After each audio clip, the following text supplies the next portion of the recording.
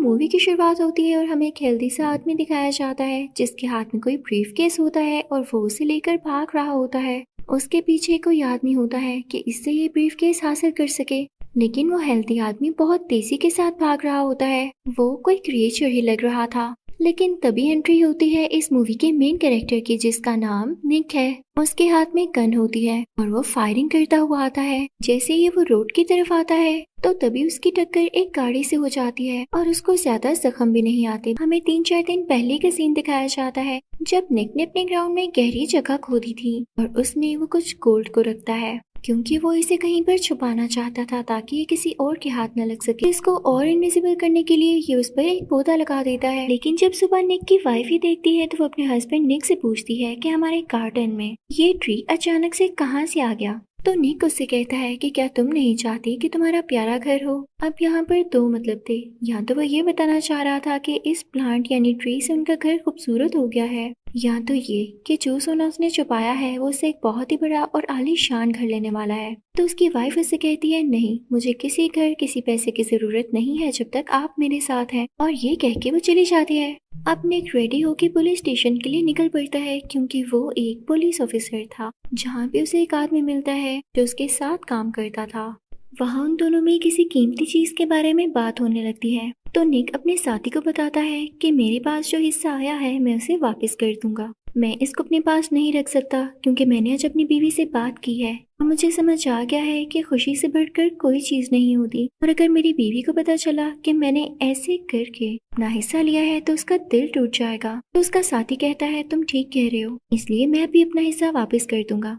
तो निक उससे कहता है नहीं मेरे दोस्त, मैं तो तुम्हें सिर्फ अपनी फीलिंग बता रहा था। तो निक का साथी उसे कहता है नहीं निक, मुझे भी ऐसा करके ही सुकून मिलेगा। कुछ नहीं होता अगर हमारे पास पैसे ना हुए, ज्यादा से ज्यादा हम पूरी जिंदगी के लिए गरीब ही रह जाएंगे और क्या। तभी इनके पास एक आदमी आता है और उन्हें गैंगस्टर का नाम लेते हुए बताता है कि हमें उसके लोकेशन का पता चल गया है और हमें फौरन वहाँ के लिए निकलना होगा। अब निक और उसका साथी तैयार हो जाते हैं और उस जगह तक अपनी गाड़ियों में पहुंच जाते हैं। निक अपनी टीम को साथ साथ समझा रहा होता है कि तुम लोगों को अपनी जान का ख्याल रखना होगा क्योंकि वो जगह बहुत खतरनाक है। अब वहाँ जाते ही उस गैंगस्टर में और निक के लोगों में लड़ाई शुरू हो जाती है। ये लोग एक दूसरे को शूट करने लगते। उस गैंगस्टर के छुपे हुए लोग भी बाहर आने लगते हैं लेकिन निक बहुत चालाकी के साथ उनको शूट करता जाता है। अब ये आदमी निक से कहता है कि तुम जो मर्जी कर लो, मैं अपना हिस्सा वापस नहीं दूंगा। तो निक कहता है कि तुम्हें वापस देना होगा, तुम सबने भी ये सोच लिया है और हिस्सा रख के तुम कुछ नहीं पाओगे। तो वो आदमी कहता है कि हरगिज़ नहीं। वो अपनी गन तैयार करता है और निक के पीठ और शोल्डर में शूटिंग करने लगता है जिससे निक गिर जाता है। वो ऊपर से नीचे आकर गिरा था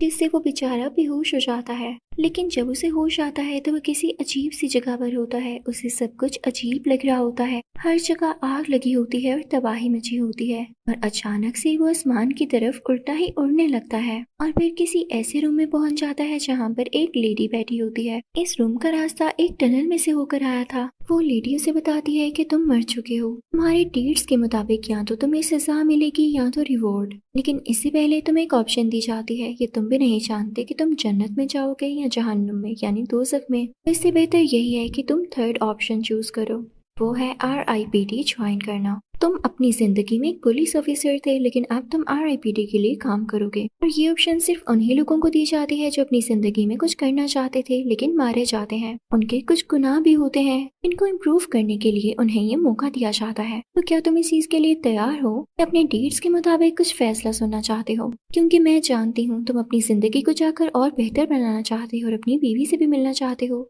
तो निक कहता है हाँ शायद ऐसा ही है और मैं आपकी बात मानूंगा, बताएं। तो वो लेडी कहती है कि चलो ठीक है। इसी के साथ निक का यूनिफॉर्म गायब हो जाता है। उसकी चेस्ट पर कोई साइन बनने लगता है और वो था RIPD का साइन, जिससे उसको थोड़ी सी पेन होती है। और उसके बाद वो लेडी उसे अपने साथ किसी जेल में ले आती है जहाँ पर बहुत सारे मॉन्स्टर्स होते हैं।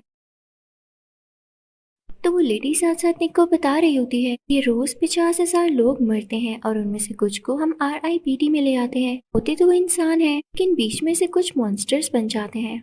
यहाँ पर वो लेडी निक को एक मिडिल एज मैन से मिलाती है लेकिन निक उससे हाथ तक नहीं मिलाता। अब ये बूढ़ा आदमी निक को अपने साथ लेके दोबारा से अर्थ पर वापस आ जाता है। सबसे पहले निक जिस जगह पर जाता है वो जगह उसकी फ्यूनरल प्लेस होती है। वहाँ पर उसकी वाइफ भी थी, उसका दोस्त भी था, लेकिन वो लोग निक को पहचान नहीं पा रहे थे। तो वो एजेड मैन उसे पीछे करता है और उसे बताता है कि तुम्हारी शक्ल और आवाज दोनों चेंज है, इस वजह से तुम्हें कोई भी इस दुनिया में नहीं पहचान सकता, यानी तुम्हारी दूसरी जिंदगी में। तो निक कहता है कि मेरी तो अपनी असली शक्ल है। तो वो एजेड मैन कहता है नहीं, ऐसी बात नहीं है। अब जब बारी आती है निक का आईडी कार्ड चूज करने की, तो वो असल में एक फीमेल होता है। उसका आईडी कार्ड उसे दे दिया जाता। अब निक और वो बूढ़ा आदमी गाड़ी में बैठे होते हैं। तो वो बूढ़ा आदमी निक को वार्न करता है कि आइंदा के बाद तुम अपनी बीवी के सामने नहीं जाओगे, वरना प्रॉब्लम्स खड़ी हो सकती हैं। और जब तक हम दोनों साथ हैं हम बहुत अच्छे काम कर सकते हैं, क्योंकि हम RIPD के मेंबर्स हैं। मैं तुम्हें सब कुछ सिखाऊंगा। तो निक उस बूढ़े आदमी से कहता है कि मैं पार्टनरशिप पे बिलीव नहीं करता। अब वो बूढ़ा आदमी निक से कहता है कि हम अपनी पहले मिशन पर जाएंगे, लेकिन इससे पहले मैं तुम्हें एक बात बता दूं। ऐसे इंसान जो मर चुके होते हैं, अगर उनके सामने खाना खाया जाए तो वो मॉन्स्टर्स में बदल जाते हैं। यही तरीका होता है उन्हें पकड़ने का। अब ये लोग लिफ्ट से उसी आदमी के घर जाते हैं, उससे पूछते हैं क्या तुम मर चुके हो। तो वो आदमी मना कर देता है, लेकिन वो बूढ़ा आदमी इसके सामने खाना खाने लगता है। तो सामने बैठे आदमी के हाथ से एक और हाथ निकल आता है और वो मॉन्स्टर जैसी हरकतें करने लगता है। निक ट्राई करता है कि उसे पकड़ ले, लेकिन वो आदमी बिल्डिंग से भाग जाता है। लेकिन जैसे ही वो आदमी नीचे जाता है तो उसे वॉमिटिंग होती है और उसकी वॉमिट में गोल्ड के कुछ पीसीस होते हैं, जिसे जब निक देखता है तो वो उस आदमी को शूट ही कर देता है, क्योंकि ये वही गोल्ड था जो निक ने दफनाया था। यानी इस आदमी ने निक के ग्राउंड से ही गोल्ड चुरा लिया। तो ये देखकर बूढ़े आदमी को बहुत गुस्सा आता है और वो निक से कहता है कि जो तुम्हारी पुरानी जिंदगी में हुआ उसका इस जिंदगी से कोई लेना देना नहीं। और यहाँ पर भी वो बूढ़ा आदमी से नाराज होता है कि तुम अपनी पास्ट लाइफ को भूल क्यों नहीं जाते, तुम डेड हो और सिर्फ RIPD के लिए काम करते हो। ये दोनों मिलकर RIPD ऑफिस जाते हैं। वहाँ पर वो बूढ़ा आदमी इस सोने को उस जगह पर रख देता है जहाँ पर बाकी एविडेंसेस होते हैं और वो चीजें जो बाकी लोगों से मिली। निक उसे कहता है कि ये गोल्ड मेरा था और हमें इसके बारे में जानना होगा। तो वो बूढ़ा आदमी मान ही जाता है। वो लोग एक और आदमी के पास आते हैं, वो इससे गोल्ड के बारे में पूछते हैं। पहले तो वो आदमी कुछ नहीं कहता, लेकिन फिर कहता है ये तो नकली है। और वो बूढ़ा आदमी उसकी बात पर यकीन कर लेते हैं और गोल्ड उसी के पास रहने देते हैं। जब निक और वो बूढ़ा आदमी नीचे आते हैं तो देखते हैं कि वही आदमी उस गोल्ड को अपनी पॉकेट में ले जाकर कहीं जा रहा होता है और ये गोल्ड वो निक के उसी साथी को देता है जो पुलिस स्टेशन में हमने उसके साथ देखा था। यानी ये गोल्ड नकली नहीं था, वो आदमी झूठ कह रहा था। अब ये दोनों निक के साथी का पीछा करने लगते हैं कि ये जाता कहाँ पर है। इनफैक्ट निक के साथी को खबर हो गई थी कि निक ने अपने ग्राउंड में वो सोना छुपाया हुआ है, तो वो पता करना चाहता था कि ये वही सोना है या वो सोना अभी भी ग्राउंड के नीचे ही दफन है। जब वो निक के घर जाता है तो उसकी वाइफ से कहता है कि आपके हस्बैंड ने ग्राउंड में कुछ छुपाया था। तो उसकी वाइफ बताती है कि जी, उन्होंने ग्राउंड में एक ताजा ताजा दरख्त लगाया था। जब वो वहाँ से खोदते हैं तो उसको गोल्ड की थैली मिल जाती है, जिससे वो आदमी दिल ही दिल में बहुत खुश होता है। लेकिन निक की वाइफ से कहता है कि मैं एक ऑनेस्ट पुलिस ऑफिसर हूँ, ये गोल्ड आपके हस्बैंड ने चुराया था जो कि अब मैं अपनी कस्टडी में ले रहा हूँ। तो इस बात की वजह से कि निक ने चोरी की, निक की वाइफ बहुत दुखी हो जाती है और ये सब कुछ निक और वो बूढ़ा आदमी भी सुन रहे होते हैं। तो वो बूढ़ा आदमी निक से पूछता है क्या वाकई तुमने चुराया। निक कहता है नहीं, ये झूठ बोल रहा है। और यहाँ पर बूढ़े आदमी और निक में फिर से बहस शुरू हो जाती है। दोनों का माइंड बिल्कुल मैच नहीं करता था। निक का वो साथी वहाँ से निकलकर किसी और जगह जाता है और बूढ़ा आदमी और निक भी लड़ते लड़ते उनका पीछा करने लगते हैं। तभी वहाँ पर निक के साथी से मिलने कोई हेल्दी सा आदमी आता है और ये वही आदमी होता है जो कि मूवी के स्टार्टिंग में हमने देखा। इसके पास एक ब्रीफ केस भी था। ये वही क्रिएचर थी उसके सामने कुछ खाओ तो वो मॉन्स्टर में बदल जाती। अब निक और वो बूढ़ा आदमी से पूछने लगते हैं कि तुम सोने के बारे में क्या जानते और तुम्हारा मेरे साथी से क्या लेना देना है। लेकिन वो क्रिएचर अपना मुंह नहीं खोलता और फौरन से मॉन्स्टर में बदल जाता है खुद ब खुद। वही ब्रीफ केस लेके भागने लगता है और ये वही स्टार्टिंग वाला सीन है। निक भी इसके पीछे भागता है। वो फ्लिप्स लगाते हुए और जंप्स करते हुए बिल्डिंग्स के ऊपर से चलने लगता है, जैसे वहाँ की ग्रेविटी ही खत्म हो। शायद मॉन्स्टर्स के पास ये एबिलिटी होती है।